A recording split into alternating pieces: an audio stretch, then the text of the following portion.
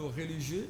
C'est un plaisir pour moi de vous retrouver afin de partager ces moments ensemble avec tous les enfants de Dieu qui nous regardent de partout dans le monde entier. Et nous allons donc passer ces moments ensemble et on va parler de la religion, comme vous le savez, une émission qui table sur les questions religieuses. Et aujourd'hui, on aura une thématique qui va intéresser plus d'une personne avec les invités qui sont avec moi sur ce plateau. Alors, comme vous savez, je suis en train d'inviter ici tous les hommes de Dieu, les pasteurs, les prophètes, les apôtres. C'est votre émission et chaque fois qu'il y a la possibilité, contactez-nous afin de participer à cette émission qui table sur les questions liées à la religion, différentes confessions religieuses. Vous êtes, c'est pas moi votre religion, vous nous contactez et puis vous parlez sans problème dans cette émission Tableau religieux. Bienvenue à tous devant ces micros. Johnny Faveur Condé JFK, je suis là pour vous amener dans le banc de ce tableau religieux, alors que Omega Bazola est celui donc qui commande la régie finale et Trésor Maciela tient les caméras au plateau. Bienvenue à tous dans votre émission Tableau religieux. Comme d'habitude, on va commencer avec quelques informations, notamment avec certains hommes de Dieu qui ont prévu des différentes activités en ce mois et vers la fin de l'année. On va donc tabler sur leurs activités en images et en photos d'affiches afin de vous dire qu'est-ce qui va se passer. On va prendre, si c'est prêt, cette première photo pour vous dire ce qui se passe avec le pasteur qui ont différentes activités. Et je tiens aussi à appeler tous les pasteurs. Hommes de Dieu, vous avez vos activités différentes dans vos églises respectives. N'hésitez pas de nous contacter et puis on va parler de ce que vous organisez dans vos communautés respectives ici au tableau religieux, comme on le fait pour les autres. On peut aussi le faire pour vous. Hein. Donc n'hésitez pas de nous contacter. Dites pas que non, c'est aussi ou ça. Appelez-nous à ces numéros qui est affiché et puis on va vous prendre sans problème. Alors on va prendre la première activité, c'est celle qu'organise si c'est bon, on va les prendre avec la suite, mais pour l'instant on va d'abord continuer à partager ces moments ensemble. Et pour ce faire, je reçois aujourd'hui les deux hommes de Dieu qui sont avec moi sur ce plateau. Avec eux, on va passer des bons moments ensemble. Je suis accompagné d'abord de l'homme de Dieu, le révérend Jordan Samuel Kalambayi, homme de Dieu. Bonjour. Oui, bonjour, monsieur Johnny, bonjour à tout le monde qui nous suit en ce moment. Comment vous allez? La santé, ça va quand même? Non, par la grâce, ça va, par la grâce, ça va. Le Seigneur nous aide. Gloire à Dieu, très heureux encore de vous retrouver après un moment donné. Hein. Oui, vraiment. On se voit encore aujourd'hui. Ça fait un temps, je suis avec moi également. En tout cas, Encore sur ce plateau. très heureux. On a également du côté droit, assis par le révérend Jordan Samuel, nous avons les prophètes. Lui, il est prophète, et quand j'ai vu cette lunette, j'ai dit, ah, le prophète est déjà là avec nous sur ce plateau, le prophète Néhémie. Prophète Néhémie Tilombo, prophète, bonjour. Bonjour, révérend Johnny. Comment vous allez? Oui, ça va très bien, le Seigneur. Très heureux de vous recevoir sur ce plateau. Également, merci. Et comment l'église, l'œuvre de Dieu, avance quand même? Oui, depuis savoir, le Seigneur soutient son œuvre et tout va à merveille par la grâce de Dieu. Tout va à merveille comme il l'a dit, bien sûr. Alors, aujourd'hui, avec vous, on va tabler sur une question qui fait parler d'elle. Hein. Vous savez, selon ce qui est écrit dans Joël 2:28, on parle de ces jeunes qui seront touchés par l'Esprit de Dieu et qui vont certainement parler en langue, prophétiser, mais c'est pas un problème aujourd'hui, c'est qu'il y a une confusion dans l'église actuelle, si par rapport aux hommes de Dieu. Et nous aujourd'hui, on va parler pourquoi la génération actuelle a-t-elle perdu la confiance de l'église et de Père. Parce qu'il y a donc certains hommes de Dieu jeunes qui sont aujourd'hui, jeunes pas seulement en âge, mais aussi en ministère, qui ne parviennent pas des fois à croire ou à accepter le Père. Selon vous, révérend Jordan Samuel, c'est quoi la cause principale de la méfiance aujourd'hui qu'on peut remarquer que certains pères et certaines églises ne font plus confiance à la génération actuelle. Parlons de jeunes serviteurs et leur génération qui n'est pas aussi acceptée facilement. Oui, merci. Merci, Reverend Johnny. D'abord, pour commencer, faire confiance, je ne crois pas. Il y a des pères qui font confiance à la nouvelle génération. Et ça dépend de l'école que sort tout un chacun. Ça, c'est la première des choses. Dire qu'il n'y a pas la confiance, non. Il y a la confiance, il y a des pères qui font confiance à la nouvelle génération. C'est départagé, certains. Bon, certains, oui, ça dépend d'une personne à une autre. Okay. Mais en tant qu'enfant de Dieu, en tant que serviteur, lorsqu'il y a une génération montante, vous devez comprendre que vous êtes des Samuel et vous êtes censé, qu'est-ce que j'ai dit, vous êtes Élie, vous êtes censé redresser ou orienter Samuel. Donc, je ne dois pas affirmer que sur 100%, il doit y avoir 70 ou 80% des serviteurs qui font comme ça. Non. De pères qui n'ont pas confiance à leurs enfants, je ne crois pas. Je ne crois pas. Notre pays est tellement béni. Okay. Surtout, je suis fier, très fier même, de l'église de mon pays. Surtout des pères. Je suis tellement fier d'eux.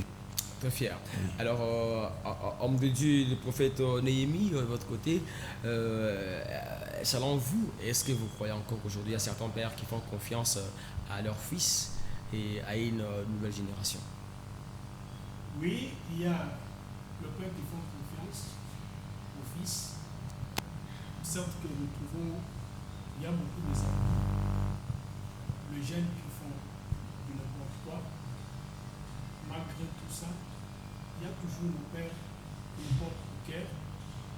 Là où il trouve qu'il y a des erreurs, nos pères sont toujours en train de nous recadrer, en train de nous orienter. Certes qu'il y a à manger, à boire, par rapport à ce qui concerne le ministère de jeunes aujourd'hui, selon Joël 2,28, comme vous venez de l'évoquer. Donc, il y a beaucoup de choses, surtout dans le domaine ici. Alors, si vous parlez qu'il y a à boire et à manger, donc il faut qu'on sache qu'est-ce qu'il y a à boire à manger. Est-ce que si aujourd'hui, certains pères ne font pas confiance à certains fils, ce n'est pas aussi parce qu'il y a ces pères qui n'ont pas eu le temps de bien encadrer le fils? Parce que quand un fils n'est pas accepté, on suppose qu'il a eu une éducation. Est-ce que ce n'est pas cette question de la base, donc de l'origine de ces fils? Pas simplement ça. Comme il s'agit d'une question biblique, à chaque question biblique, il y a toujours une réponse biblique. Ah oui. Je ne sais pas si vous nous permettez de lire un passage biblique. On va ensemble lire. Nous prenons un passage biblique. Si 2 Timothée, chapitre 3, le premier verset, on peut lire le premier et le deuxième verset. Si vous avez trouvé, je peux lire chez moi ici. Sachez que dans les derniers jours, il y aura les temps difficiles, car les hommes seront égoïstes, amis de l'argent, fanfarons, hautains et blasphémateurs, rebelles à leurs parents. Donc vous trouvez que si vous lisez et vous descendez jusqu'au 4e verset, il y a beaucoup de choses que la Bible est en train d'étaler ici. Et vous allez trouver que la Bible nous a donné la réponse à cette question que nous sommes en train de traiter ici. Et par ici, nous comprenons que il y a le fils qui font confiance au père. À un moment aussi, le père fait confiance aussi au fils. Mais quand les choses ne restent pas dans le principe de la parole de Dieu, nous pouvons que 2 Timothée entre en acte. C'est ce que la Bible dit dans le dernier temps.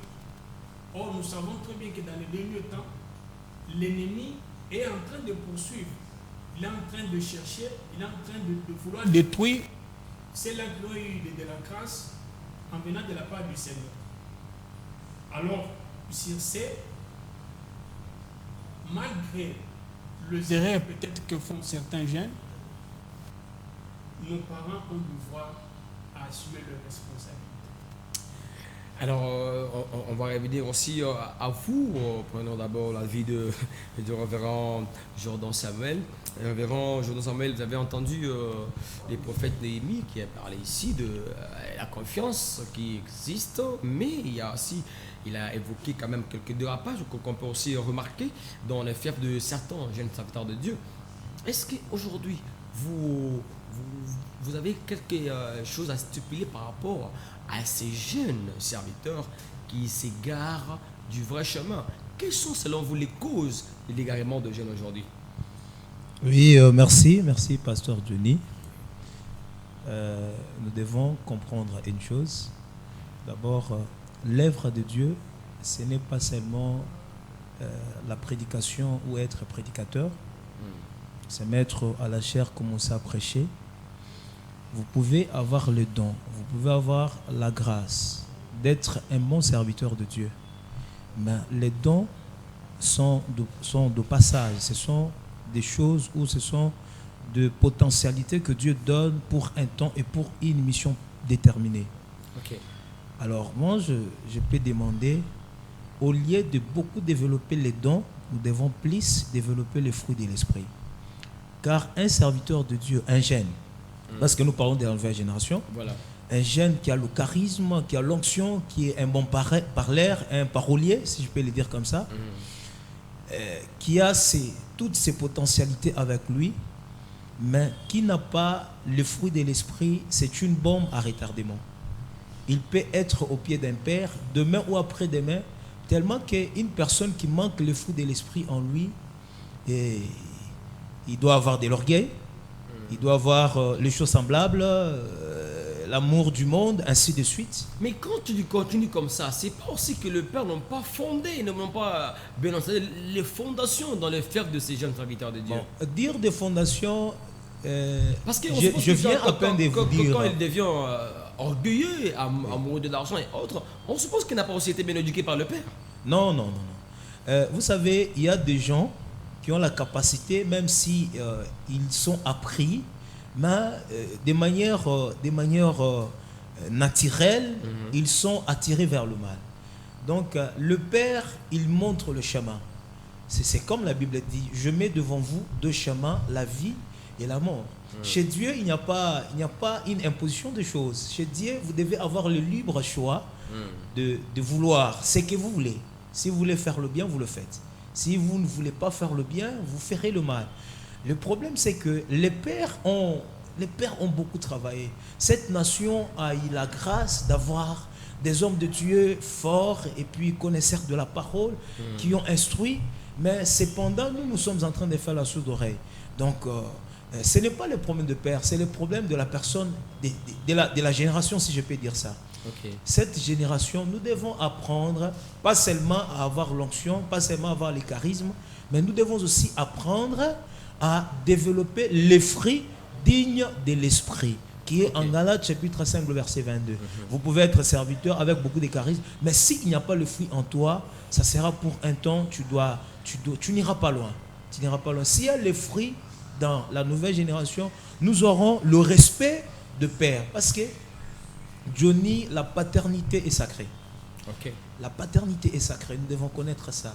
Et si aujourd'hui, moi, des fois, je suis contre les gens ou les serviteurs de Dieu qui se mettent sur des plateaux pour commencer à critiquer, par exemple, le père ou critiquer un autre serviteur, moi, je trouve ça tellement charnel. Je trouve ça, permettez les termes, c'est tellement charnel. Ça, ce n'est pas la chrétienté. Ah donc, même quand le père est dans du mal, on ne parle pas de lui. Un père, lorsqu'il est dans le mal, ce n'est pas à nous, fils, de les reprocher. Okay. Je vis le prophète. Le prophète a parlé tout à l'heure.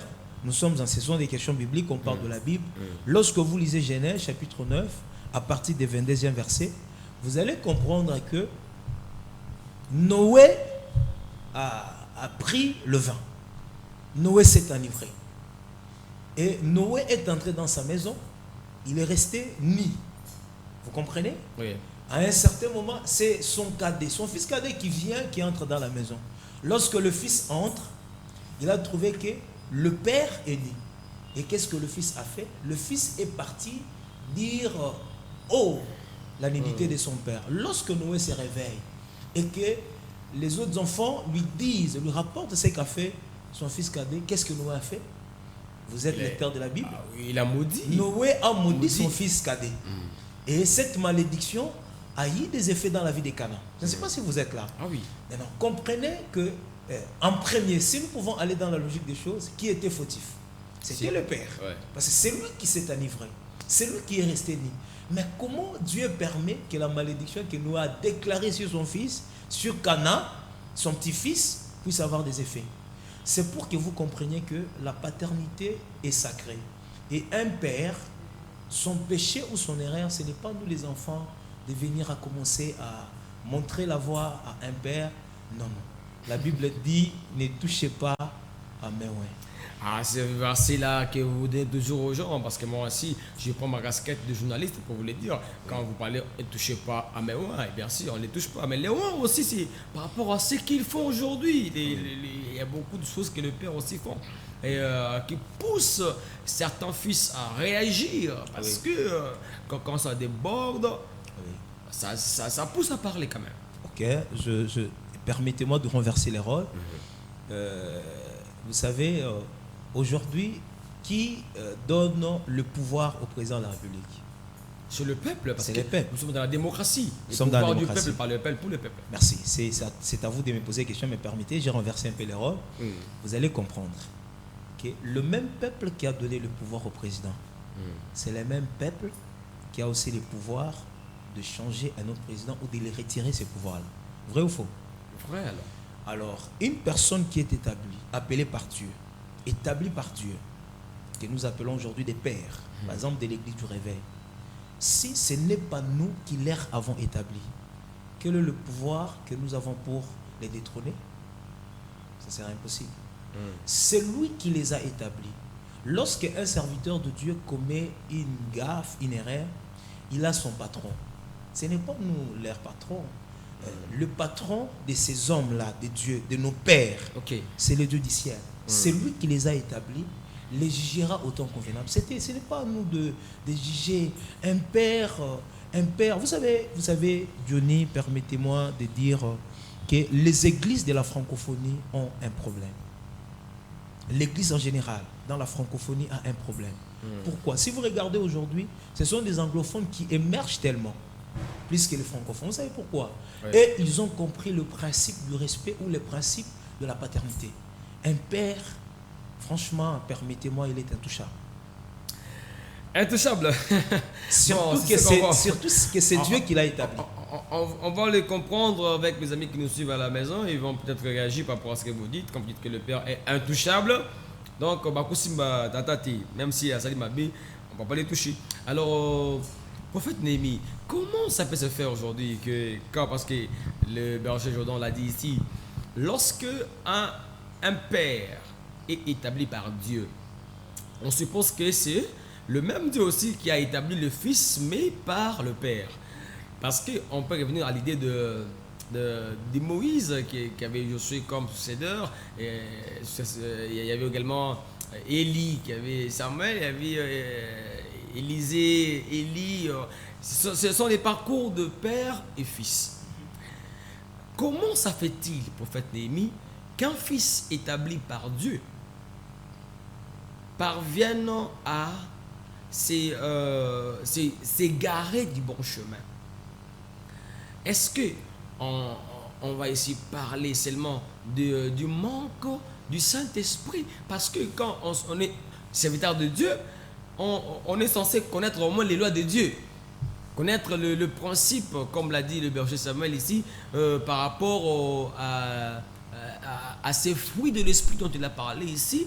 Alors, un serviteur de Dieu qui est de la génération actuelle, mais qui ne manifeste pas le fruit de l'Esprit, on va dire qu'il n'a pas, qu'il a eu un problème de fondement, ou bien c'est par nature qu'il s'égare du vrai chemin.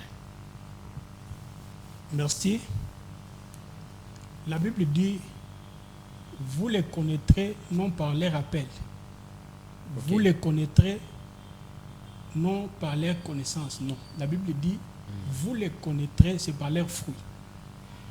Donc, s'il n'y a pas le fruit du Saint-Esprit, même si vous dites que vous avez reçu l'appel direct, comme nous l'attendons souvent chez certains hommes de Dieu jeunes qui disent, moi j'ai eu l'appel direct.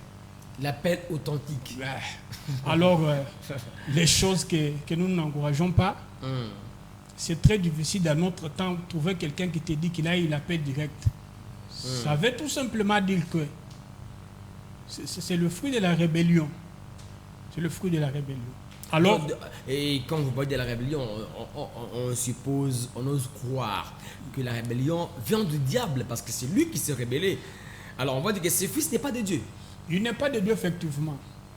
Comme je venais de lire un passage biblique, vous allez trouver que la Bible dit la connaissance enfle. Il suffit tout simplement d'aller peut-être dans une école théologique, école biblique, tu as une petite connaissance que tu as eue, automatiquement tu commences aussi à te poser. Or, toute connaissance qu'on a sans le fruit du Saint-Esprit, c'est un poison. Le poison qui peut tuer, c'est lui qui contient cette connaissance. Et le poison qui peut tuer aussi, c'est là qu'ils vont recevoir cette connaissance. Alors, que dites-vous de ces fils qui fuient leur père ou bien qui prennent d'autres directions par rapport au comportement, au slogan qu'on peut dire que le père étouffe le ministère du fils? Je venais de le dire qu'il y a à manger à boire. Et je vois l'évangile Jordan qui veut réagir. D'abord, on va vous écouter. Il y a à manger à boire. Certains filles aussi étouffent le ministère de leur fils, oui. Comme j'avais un papa qui disait on est en boutine. Je m'explique. Si le passage ici, vous allez trouver que la Bible parle de l'égoïsme. Il y a de ce père-là, lui, il est tout en tout. Il peut faire tout, lui seul. Certes que peut-être qu'il a des enfants, mais vous trouvez que les enfants sont sous ses instructions. Malgré tout cela, le père veut tout faire lui-même. Alors, je m'excuse, je n'attaque pas nos pères. Oui. Est-ce que ces fils-là qui s'égarent à cause de cette réflexion dont vous parlez, ont-ils raison? Ils ont raison quelque part, oui, mais pas totalement. Comment vous dites ça? Je m'explique pourquoi pas totalement. Malgré tout ce que le père peut faire, aussi longtemps que Dieu, c'est lui qui a accepté qu'on soit les fils de ce père-là, nous sommes appelés à s'y porter. Mais aujourd'hui, la majorité de pères qui sont... Parce que, comme vous avez dit, il y a à boire et à manger. Et certains pères qui sont pères aujourd'hui ont été fils. Je ne vais pas citer les noms de certains. Parce que certains ont été fils des grands noms. Des grands noms des hommes de Dieu qui ont fait le temps dans ces pays. Dans ce pays de la RDC, bien sûr. Et aujourd'hui, on le voit aussi. Mais avant qu'ils n'aient ces niveaux actuels, ils se sont aussi révoltés contre leur père. Et aujourd'hui, quand leur fils aussi se révolte, ils commencent à condamner le fils, alors qu'eux aussi, ils sont rebellés. La Bible répond à cela. La Bible dit on ne se moque pas de Dieu. C'est qu'un homme aura semé, c'est qu'il mentionnera. Donc, c'est que le père là a semé, c'est ce qu'il avait, c'est qu'il a mentionné, c'est qu'il avait semé. Donc, vous voulez alors nous dire qu'il n'y a pas question que le père condamne le fils.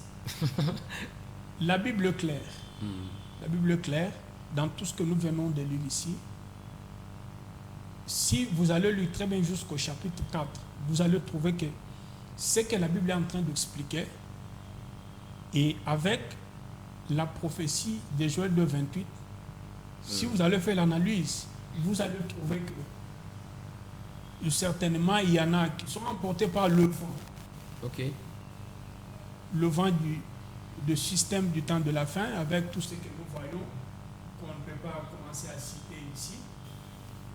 Alors, ce que nous devons faire, c'est rester dans la volonté de Dieu, selon ce que la Bible dit. S'il y a tout ce que nous faisons dans la volonté de Dieu, ça finira par nous amener là où Dieu veut qu'on soit. Ça va finir par nous amener là où Dieu veut que l'on soit. Mesdames et messieurs, vous regardez Tableau religieux, votre émission qui parle religion. Je reçois les prophètes Néhémie Chilombo ainsi que le révérend berger j'ai pas de Jordan Samuel Kelabaye. Et nous parlons sur aujourd'hui la nouvelle génération face au Père. Révérend Jordan, je viens à vous. Vous avez souri, vous voulez réagir? Est-ce que aujourd'hui les fils qui s'égarent ont peut-être raison, vu que certains pères étouffent leur ministère, vu aussi qu'il y a certains pères, en voyant comment opère le fils, il remarque que ce fils est puissant, charismatique, il l'étouffe. Est-ce que les fils qui se rebellent de la sorte ont-ils raison? D'abord, il faut qu'on fasse la différence entre la division et la séparation. C'est des choses différentes, c'est des concepts différents. Expliquez-vous, parce que on veut vous écouter. Selon la Bible, la séparation n'est pas mauvaise. Vous allez le comprendre avec moi dans les livres de Genèse. Abraham a reçu la promesse de Dieu. Et cette promesse-là, selon mon analyse, devait tarder. Pourquoi? Parce que des fois, Abraham est sorti avec quelque chose qui le rendait un peu lourd. C'était Lot à côté d'Abraham. Il a fallu que Dieu organise des choses pour qu'à un certain niveau, Lot et Abraham puissent se séparer. Et je lis la Bible. La séparation n'est pas du tout mauvaise dans la Bible. Ce qui est mal, c'est la division. Alors, un serviteur de Dieu qui est sous le pied d'un père, à un certain moment, il trouve que le père l'étouffe. Vous n'allez pas diviser l'Église. Parce que l'Église appartient à Dieu, l'Église n'appartient pas au Père. Lui, il est aussi un serviteur. Alors, vous devez comprendre que à ce niveau ici, la Bible aussi en parle, parce que toute question de la vie a toujours une réponse dans la Bible. La Bible dit, en Ecclésiaste, si je ne m'abuse pas, la Bible dit, si vous trouvez que vous êtes conduit par une autorité ferme ou dire des caractères, ne vous déplacez pas, restez là. Si je ne m'abuse pas, ça doit être en Ecclésiaste, c'est 19 comme ça. Si celui qui vous dirige est un homme digne des caractères, ne vous déplacez pas, restez là. Ça, c'est la Bible qui dit. Quand vous vous retrouvez dans les cas comme ça, avec un père, dire des caractères, vous n'êtes pas censé diviser l'église ou soit se séparer de lui pour aller créer un ministère parce que le père est dit des caractères. Deux fois, c'est au travers le père que Dieu est en train de diviser ton caractère. Toi, tu es orgueilleux. Tu as crié au Seigneur ou tu as commencé à servir tellement orgueilleux. Alors, pour que Dieu puisse briser ces caractères-là de l'orgueil, il doit te mettre au devant d'un homme qui est peut-être 10 fois orgueilleux que toi. Est-ce que je sais pas si vous comprenez? Alors, c'est une façon de Dieu, c'est une école que Dieu te fait passer. Alors, écoute, si tu veux passer à une classe supérieure, tu dois accepter les épreuves de la classe où tu es maintenant. Tu ne peux pas quitter ton père parce qu'il est de caractère. Jamais. Ou tu ne peux pas diviser une église 10 ans sous prétexte qu'on est en train de te faire le ministère. Papa, écoute, là, l'éclairage, là, l'ampoule là. Quand cette salle est noire, même si on ouvre cette ampoule, papa, on saura toujours connaître que là, il y a un éclairage qui est fait. Chaque chose a un temps. Et lorsque le temps là viendra, soit c'est le Père lui-même qui comprend qu'il faut qu'il vous libère, soit de manière biblique et de manière intellectuelle, si je peux le dire comme ça, vous vous approchez de Père pour les demander, papa, bénissez-moi, je vais commencer mon ministère. Là, vous allez partir avec la bénédiction du Père. Écoutez, la bénédiction du Père est très importante. Elle est très importante plutôt. Nous sommes dans le ministère depuis un temps. On connaît ce que la bénédiction du Père. Il y a d'autres erreurs que nous avons commises. Il faut que ces choses s'arrêtent. Lorsque vous êtes sous la directive d'un père, vous devez veiller. S'il est dur de caractère, restez là. Et si vous n'avez pas réussi, l'ainsi dit l'Éternel, pour que vous commenciez votre ministère, ne pressez pas les choses. Parce que Dieu a toujours un temps. Et lorsque le temps sonnera, n'est-ce pas, le Père se fera rencontrer pour te bénir. Et lorsque tu parles avec la bénédiction du Père, tout ce que tu fais ira bien. Et par là, moi, je vais poser une question, parce qu'aujourd'hui, nous avons de fils qui commencent le ministère parce qu'ils se sont révoltés contre le Père. Et 10 ans, parce que vous avez dit qu'il faut attendre que le Père autorise sous l'intuition du Saint-Esprit. Mais il y a de ces fils-là qui disent que non, ils ont été appelés par Dieu. Dieu m'a dit. Il y a aussi ce terme-là qu'on dit, Dieu m'a dit. Dieu m'a dit de commencer, et je commence. Et pourquoi souvent c'est quand on est fâché qu'on dit que Dieu m'a dit? Est-ce que Dieu ne parle que quand on est fâché? Oh, ça c'est une bonne question. Lorsque déjà vous êtes sous émotion, vous dites que Dieu vous a dit, ce n'est pas Dieu. Parce que les diables aussi parlent. Mais c'est par là qu'il vient beaucoup de divisions aussi. On quitte, on dit Dieu m'a dit de commencer. Non, ça c'est sous émotion. Ce n'est pas Dieu qui vous a parlé. Les diables aussi parlent. Je vais le dire ici. La pensée de Dieu, elle ne peut pas venir pour fragiliser l'Église. Est-ce que vous comprenez? Quand vous voulez aller faire le ministère, parce que vous avez des problèmes soit avec le Père, soit dans l'Église, et vous dites, sous prétexte que Dieu vous a dit, vous risquez de fragiliser cette assemblée locale. C'est déjà un problème. Dieu ne peut pas permettre quelque chose qui fragilise l'Église. Dieu a besoin que l'Église soit in et qu'elle soit forte. Est-ce que vous comprenez? Si vous avez eu la conviction de Dieu, Dieu vous a parlé, il vous a convaincu. La meilleure façon de faire les choses, allez-y auprès du Père. Parlez avec lui. Parce que tout Père, vous devez comprendre en phrase de tout Père veut que son enfant ou ses enfants puissent faire plus que lui. Tout Père? Oui. Quand vous dites tout Père, attention. Je peux dire la majorité pour bien arranger. La majorité. Prenons l'exemple typique, la vie courante. Si vous avez des enfants, mon frère, vous voudriez que là où vous êtes arrêté, que vos enfants puissent dépasser. Ah oui, ça c'est vrai. Et dans la spiritualité, c'est aussi une logique normale. Moi, je ne verrai pas quel est l'inconvénient ou soit quel est le mal que j'aurai si aujourd'hui le fils que j'ai encadré, demain ou après-demain, il fait grand chose, puisque moi, ça sera la gloire, ça sera une très bonne chose pour moi. Et il y a aussi des pères comme ça, avec ce cœur-là, ils veulent que le fils puisse monter. Alors vous devez, le père, c'est lui qui a la connaissance ou qui a la capacité de comprendre ou de connaître le futur avant le futur. C'est fort, hein? J'avais dit? Un père, c'est celui qui est capable de prédire l'avenir, si je peux le dire autrement comme ça. Alors prophète Néhémie, il y a beaucoup à dire sur ces sujets. Et bon, j'aimerais ici qu'on puisse parler aussi de cette phrase. Dieu m'a dit. Prophète, Dieu m'a dit. On voit certains fils qui quittent leur père. Après avoir quitté le père, on les voit continuer et puis on les voit évoluer. Parce que le berger a dit ici que si quelqu'un quitte son père par émotion, disant que Dieu m'a dit, ce n'est pas Dieu, ça peut être lui ou le diable. Comment parvient-il à réussir et avancer? Est-ce que c'est par leur enfant ou bien c'est le même Dieu qui n'a pas parlé qui les soutient? La Bible dit Dieu n'achève que ce qu'il a commencé. Si nous lisons quelque part dans la Bible, vous allez trouver que la Bible dit laissez, voyons voir si cette œuvre est de Dieu, ira jusqu'au bout. Tout ce que Dieu commence, il finit. Si certainement c'est Dieu qui avait parlé, qui t'a dit de quitter, on verra si c'est Dieu.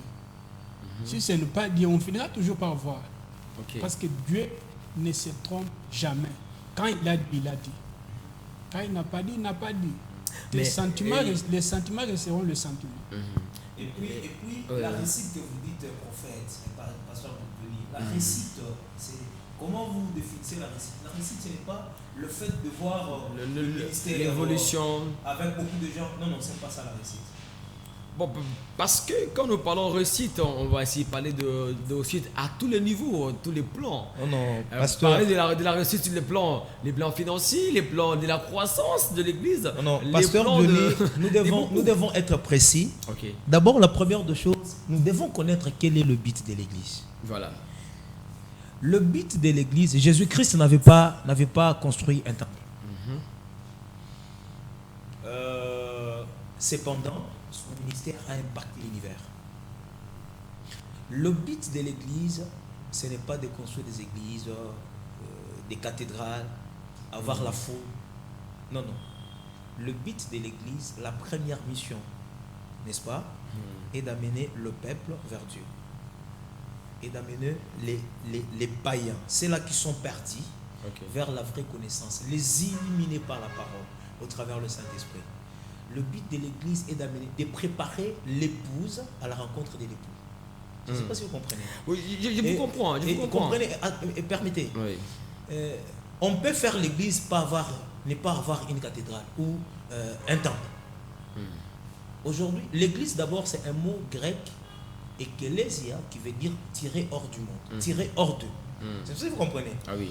Je peux, tel qu'on le fait là, les gens connectés par exemple, même les téléspectateurs, et nous qui sommes en ces lieux, ceux-là qui ont vu l'importance de ce que nous sommes en train de faire, dans une même optique d'idée, qui ont l'envie de voir les choses changer sur la thématique du jour, n'est-ce pas?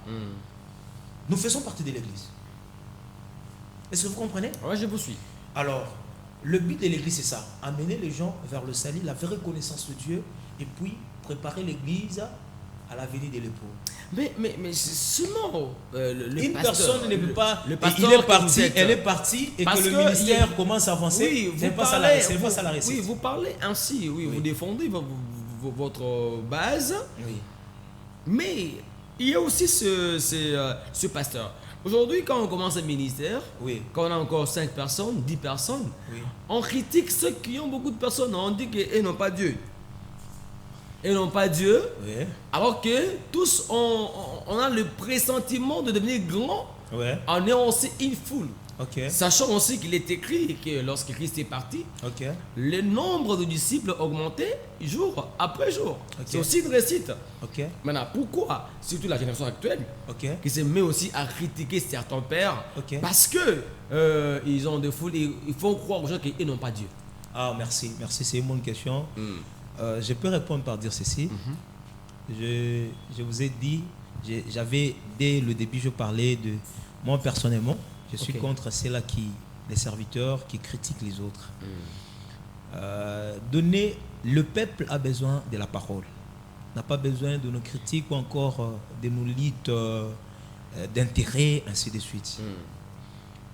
Une grâce ne peut pas combattre une autre grâce. Certainement. Est-ce que vous comprenez? Lorsque j'ai la grâce, je ne peux pas combattre la grâce de mon frère, le prophète Néhémie. Les grâces se soutiennent. Vous allez comprendre que beaucoup de gens aujourd'hui qui se disent serviteurs de Dieu, pasteurs, ils ne le sont pas. Porter la Bible, ce n'est pas être pasteur. Et là aussi, vous mettez le peuple de Dieu en confusion. Comment alors découvrir le vrai et le faux? Très bien. Quand on parle de vrai, il y a aussi des faux. Tout comme quand on parle de faux, il y a aussi des vrais. Le prophète Néhémie vous a dit ici qu'on découvre une plante au travers ses fruits. Ce qui fait un serviteur de Dieu, ce n'est pas bien prêcher ou bien faire les choses comme les autres le pensent, mais ce qui fait un bon serviteur de Dieu, c'est les fruits dignes qui est en lui. Ce qu'il produit comme fruit. Quand vous avez les fruits, d'abord parmi les fruits de l'esprit, je vous ai cité ici, Galates 5, 22, même les téléspectateurs peuvent lire, la Bible dit quoi? La loi n'est pas contre ces choses. Voilà les fruits dignes de l'esprit. On commence à citer, il y a l'amour, il y a la bonté, il y a la fidélité. Il y a beaucoup de choses qu'on a citées là-bas. Le fruit de l'esprit. Si tu as le Saint-Esprit en toi, tu dois avoir les fruits avec toi. Tu ne peux pas avoir seulement les dons. Est-ce que vous comprenez? Vous avez reçu le Saint-Esprit. Vous devez aussi avoir le fruit de l'esprit. Quand on a les fruits de l'esprit, on doit avoir la patience. La patience, c'est aussi l'un des fruits. Qu'est-ce que je dis? C'est l'une partie des fruits. Parce que les fruits, ici, on parle au singulier. C'est un fruit. Vous comprenez? La patience est aussi des dents. Vous devez être patient. Les temps de Dieu, on ne les presse pas. Et le temps de Dieu fixé pour toi, si tu as un ministère, ça arrivera. Ne pressez pas les choses pour aller créer des divisions des années à l'église, disant que Dieu m'a dit, aussi longtemps où Dieu ne vous a pas dit. J'ai dit ici que même le diable aussi part.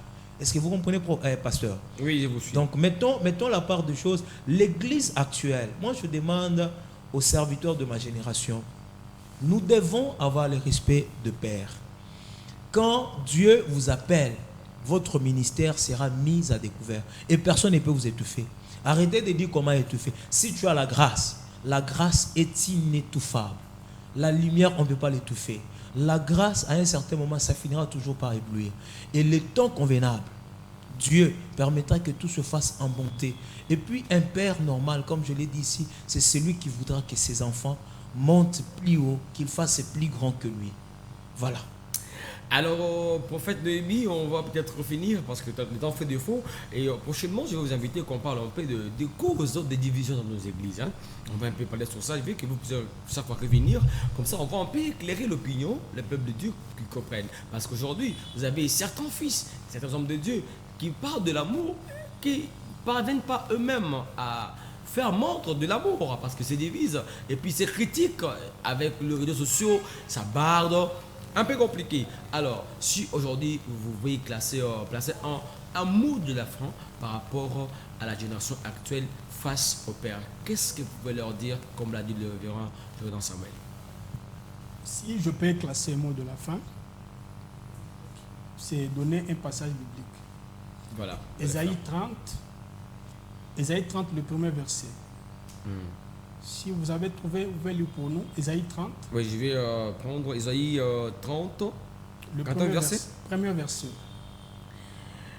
Voilà. Ésaïe chapitre 30, je prends le verset premier qui dit: Malheur, dit l'Éternel, aux enfants rebelles, qui prennent des résolutions sans moi et qui font des alliances sans ma volonté pour accumuler péché sur péché. Voilà.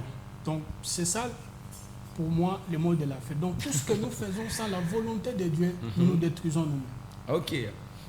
Voilà, merci beaucoup. Alors, nous sommes pratiquement à la fin pour aujourd'hui. Une belle émission, beaucoup de connaissances. On a été bénis. Merci beaucoup, cher homme de Dieu, pour ce que vous avez apporté. Pasteur, mais vous avez. Veuillez me permettre. Oui. Je peux ajouter quelque chose avant qu'on finisse. Je sais très bien que nous sommes dans une génération très mouvementée. Restons authentiques. La parole de Dieu ne varie pas avec le temps.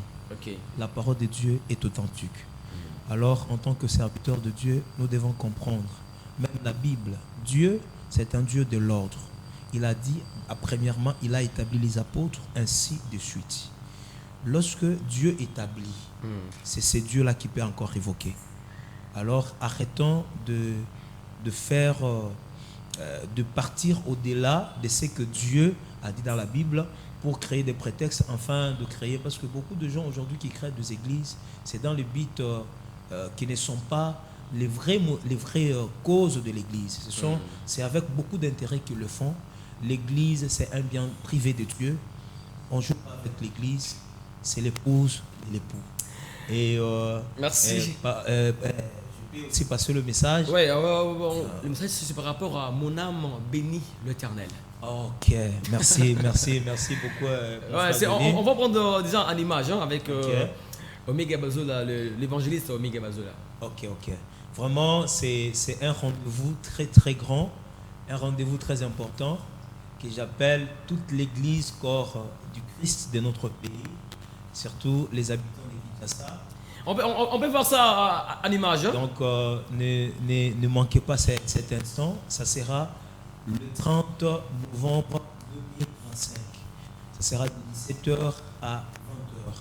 Vraiment, nous vous invitons, cher peuple de Dieu, venez adorer ensemble avec nous. Je crois, l'affiche est balancée. L'adresse, nous sommes sur l'arrêt dernier poteau, je crois. C'est sur, lorsque vous êtes à la Cité Verte, vous prenez la direction de Kimwenza. Je crois que c'est une voie que beaucoup de gens empruntent pour aller à la montagne, Lusitila, ainsi de suite. Lorsque vous êtes sur la Cité Verte, il y a la route Kimwenza. Okay. Vous descendez avec cette route sur l'arrêt dernier poteau. Je crois que quand vous venez là, vous allez trouver déjà une grande affiche juste à l'arrêt. Là, on va vous déposer, même avec la moto, même avec la voiture, vous allez arriver. C'est 30 novembre, ne manquez pas. Venez ensemble adorer avec nous. Nous sommes en train de finir cette année. Dieu a fait beaucoup de choses. Il vous a protégé, il vous a gardé. Il a protégé le pays malgré que nos frères qui sont à l'Est sont encore dans des problèmes. Nous croyons que la victoire est congolaise. Je vous dis sincèrement merci. Ne manquez pas le 30. Venez, on adore ensemble. Merci. Ah oui, c'est ça donc la célébration dont on parle ici avec le révérend Jordan Samuel Kalambay, c'est organisé par l'église Cité des Triomphes. Okay. House of Transformation. Ah oui, House of Transformation. Oui, maison de transformation. La Cité des Triomphes. C'est une assemblée, c'est une extension dans la grande communauté. Voilà. Ok, voilà. Alors ça sera pour le 30 novembre 2025 à 15h, de 15h à 19h. Ici, on aura les adorateurs tels que les frères Joël Mukunda. Ok, c'est un adorateur. Il y a également aussi l'adorateur Don Boka et l'adorateur Jordan qui seront de la partie. Et c'est sur l'avenue Kahemba. Avenue Kahemba, numéro 76, quartier Matadi Mayo, dans la commune de Mongafula. Vous avez dit que l'adresse, précisément, quand vous arrivez? Donc, juste quand vous arrivez sur l'arrêt Dernier Poteau, vous prenez la route Kimwenza, comme si vous partez à la montagne de Zizi là. Même les motocyclistes, même dans des voitures, l'arrêt Dernier Poteau, tout le monde les connaît. C'est-à-dire, deuxième entrée, c'est beau. Quand vous arrivez là, Dernier Poteau, il y aura une grande affiche. Et ça doit permettre aux gens d'arriver à l'église sans beaucoup de difficultés.